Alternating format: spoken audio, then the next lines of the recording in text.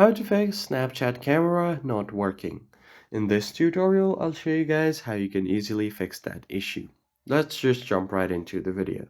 So if you are trying to use Snapchat and your camera is not working, then in that case, there might be a few reasons why.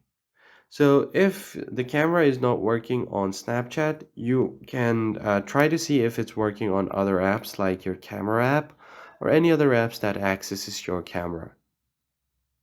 Currently, my camera is working, but in some cases, what happens is you could try to reset your camera permission. So head over to Snapchat's app info, tap on permissions. Sometimes there might be bugs and glitches, so you can turn off the permission first. And once you turn off the camera permission, you can go ahead and allow it again. And once you allow the permission, go back to Snapchat and try to see if that solves the issue. And if that does not fixes your problem, then in that case, you could try to reset your phone. Try to give it a quick restart because sometimes giving just a quick restart will fix most of the issues.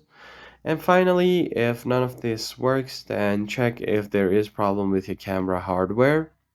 You could try to uninstall Snapchat first and install it back again. See if there is any issue with your camera hardware.